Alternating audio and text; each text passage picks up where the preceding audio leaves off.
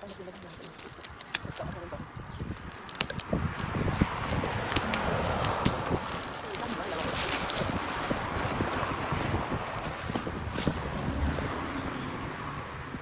กราคา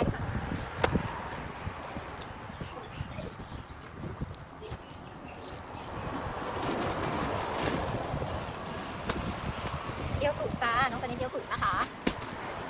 ก็เป็นแบบขาไซส์มา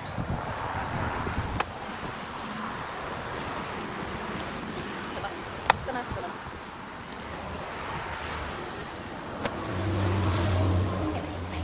เปิดอีกกระสอบได้ไหมงานกันหนาวเด็กงานกันหนาวเด็กอยู่ตรงไหนงานกันหนาวเด็กประมาณ1กระสอบD3 D เขาพออันนี้มือ1เลยค่ะยังไม่ได้ใช้งานท่านเอ๊ะลูกค้าขายเท่าไหร่นะ2,900นะเอา2,950ไม่ใช่เหรอขายราคาเดิมมาไหน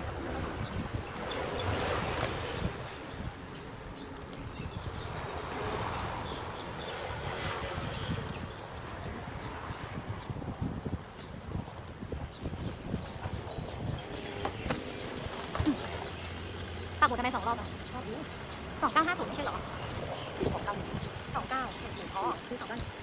3,000คือ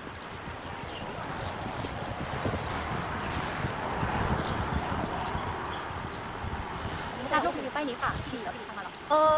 มีโค้ดไหมโค้ดมีค่ะโค้ดอาจจะไม่ได้เปิดให้ดูทุกป้ายนะคะคือแบบเยอะมากเลยอ่ะกางเกงยีนขาสั้น3,000 บาทใครรับลูกรีวิวแจ้งให้เลยนะคะกระสอบใหม่นี้พร้อมส่งให้นะรู้สึกว่าไปเยอะมากเพราะว่างานมันสวยงานมันแบบแฟชั่นก็คือแบบแฟชั่นเลยไม่ค่อยมีติดแบบเยอะตังเท่าไหร่จะมีเป็นแบบปกติแล้วก็เยอะสุดนี้เลยนะคะงานทั่วไปก็คือมันก็จะไม่ค่อยได้แบบนี้เท่าไหร่แต่ว่าเนี้ยเกรดคือแบบคัดมาแล้วก็คือก็จะสวย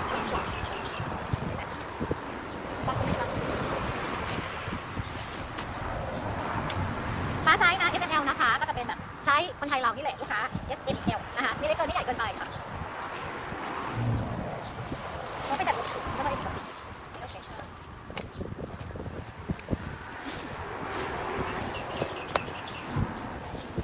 อันนี้ก็แบบมีไซส์ใหญ่กว่าด้วยเล็กน้อย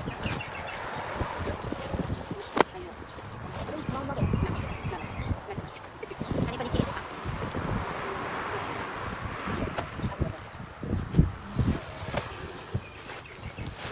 ดูกันดูนะไม่ใช่ว่าหลังไม้ลูกค้าขับซื้อตัวนี้นะคะ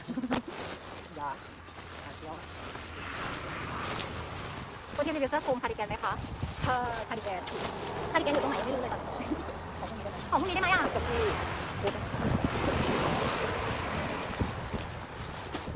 อันนี้สั้นน่ารักสวยเซ็กซี่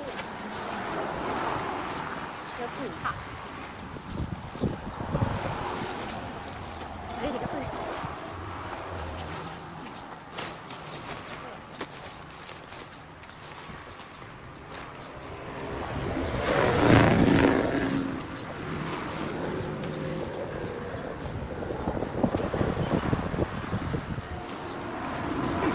เสื้อยืดขาวเหลือเป็นใต้ WT เนาะ90 กิโล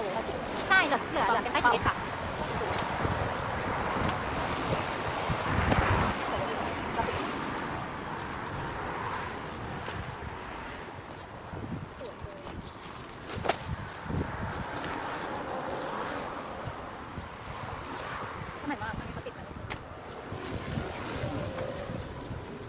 วันนี้เปิดกระสอบอะไรบ้างลูกค้ารีเควสต์มาอะไรก็ถ้าไหนเปิดได้ก็คือก็เปิดถ้ามันอยู่ใกล้ๆถ้าอยู่ใกล้ๆนี่หรืออะไรเงี้ยก็อาจจะแบบก็ต้องขอเป็นวันพรุ่งนี้กันเพราะมันเยอะมาก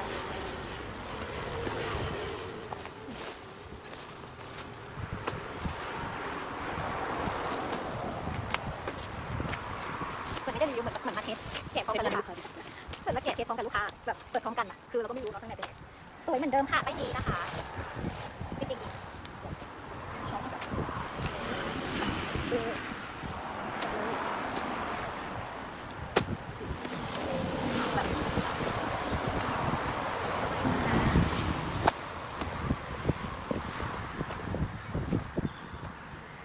แต่ไซส์แบบถ้าไซส์นี้เขาประมาณไซส์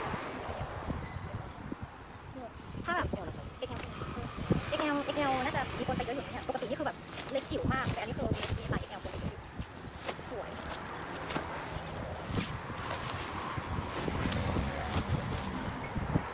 รอรีวิว459 459ไม่ได้รีวิวแล้วค่ะรีวิวเยอะแล้ว459อ่ะถ้าจะเอาก็เอาไปเลยนะคะที่ของโซ่รีวิวเหมือนรอบเซล กี่กิโลคะอันนี้45กิโลค่ะมียืดแบบสีรวมๆไหมคะมีค่ะเสื้อยืดสีเหมือนมีพร้อมส่งเป็นป้ายแคทปะมีพร้อมส่งค่ะ4.4แล้วก็มีป้าย TS ค่ะ3 SSB ราคาก็เท่ากันปกติใช่45กิโลนะถ้า90กิโลรอบนี้ไม่มีเข้ามาเลยมีแต่ข้อเล็กค่ะ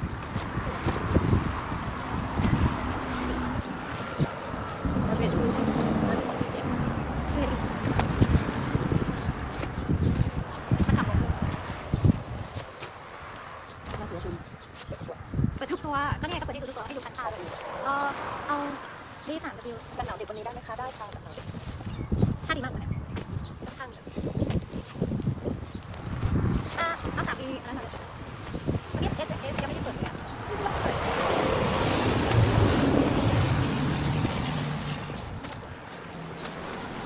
ก็สวยก็เลยแต่ไม่มี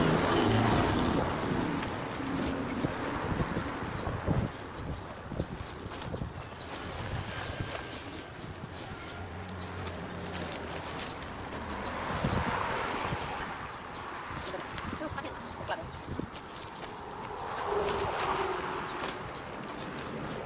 นี่นะสวยเลยค่ะใครจะรับรูปรีวิวนะคะ F รีวิวได้เลยหรือจะเอากระสอบใหม่ไปลุ้นนะคะก็มาขายแอดมินได้เลยนะมาต่อไปที่3 W ค่ะมาจ้า พยายาม